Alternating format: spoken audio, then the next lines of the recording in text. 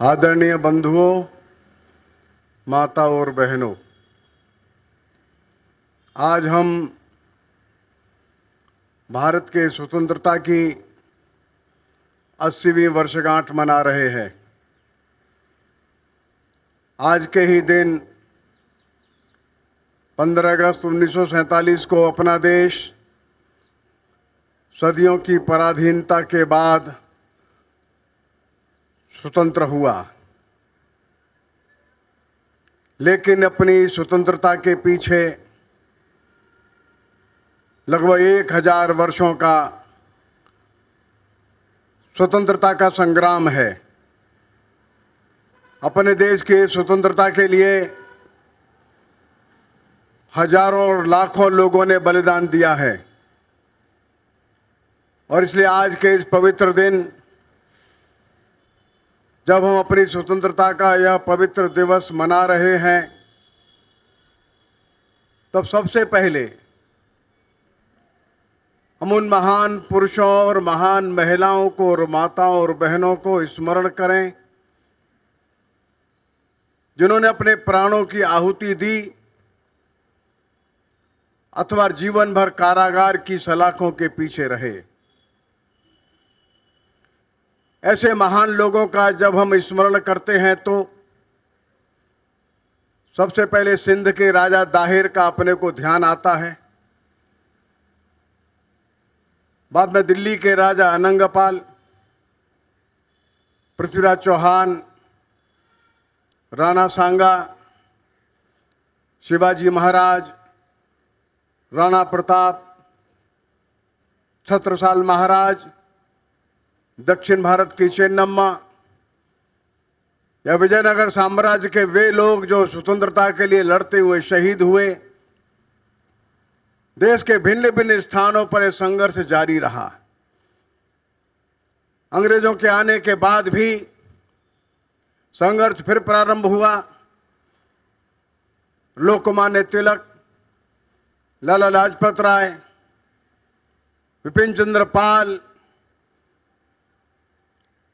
Doctor Hedgewar जी जो 2 बार jail गए, फांसी के फंदे पर चढ़ने वाले हमारे भगत सिंह, राम प्रसाद बिस्मिल, अशफाकुल्ला खां, शहीद होने वाले चंद्रशेखर आजाद और लंबे समय तक संघर्ष करते रहने वाले हमारे देश के प्रत्येक प्रांत, प्रत्येक जिले से आने वाले हमारे बंधुगण, बहनें, माताएं, हम उन सभी का स्मरण करते हैं आज के दिन, जिनके बलिदानों के कारण से आज स्वतंत्रता हमको प्राप्त हुई।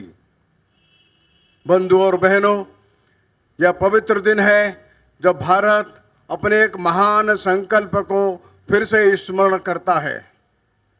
यह वो दिन है जो स्वतंत्रता के दिन जब भारत के जो प्रथम राष्ट्रपति बने राजेंद्र बाबू, उन्होंने भी अपने भाषण में पहली बार यही कहा। और जब 15 अगस्त रात्रि को पंडित जवाहरलाल जी का भाषण हुआ, उसके भी पहले राधा कृष्णन जी ने 5 मिनट का एक व्याख्यान दिया। उसमें उन्होंने कहा, अपना देश स्वतंत्र हो रहा है, लेकिन इस देश के ऊपर एक वैश्विक दायित्व है। हम स्वतंत्र हुए हैं, लेकिन सारे विश्व को एक महान संदेश देना यह पूर्वजों से हमारे भाग्य में है। सारा विश्व आनंद से रहे, सारा विश्व सुखी रहे, सारा विश्व संघर्षों से बाहर आवे, सारा विश्व कहीं पर भी कोई भी किसी को पराधीनता का दृश्य न देखने को मिले। सारे विश्व में सर्वत्र स्वतंत्रता सभी को प्राप्त हो जाए।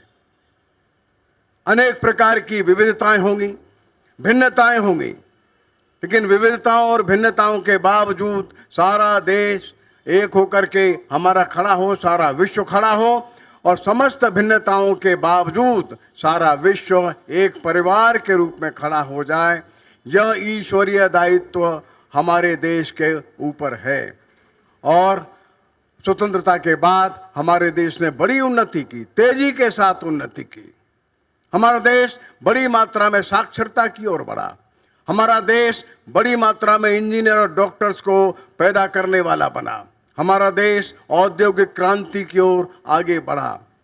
हमारा देश अब धीरे धीरे ही क्यों न हो एक महान देश के रूप में आगे बढ़ रहा है और एक वैश्विक जागतिक लक्ष्य को ध्यान में रख करके हमारा देश बढ़ रहा है। इस स्वतंत्रता दिवस पर मैं सभी देशवासियों को भी यही और शुभकामनाएं देता हूं। सारा देश एकजुट होकर के आगे बढ़े। हमारा देश एक स्वाभिमानी देश, हमारा देश सारे विश्व में एक सम्मान के साथ जीने वाला देश, हमारा देश सारे देश को एकजुट रखते हुए आगे बढ़ने वाला देश, ऐसा देश हमारा खड़ा हो और विश्व के सामने एक सुंदर ऐसा आदर्श प्रस्तुत करे जिस देश ने कभी किसी को पराधीन नहीं बनाया, ऐसा देश जिसने कभी किसी को लूटने के लिए अपनी शक्ति का प्रयोग नहीं किया, ऐसा देश जो विश्व में शांति का संदेश देने वाला, ऐसा देश फिर से सम्मान के साथ, स्वाभिमान के साथ, संपन्नता के साथ खड़ा हो। इन्हीं शुभकामनाओं के साथ मैं अपना आज का यह वक्तव्य पूर्ण करता हूं। भारत माता की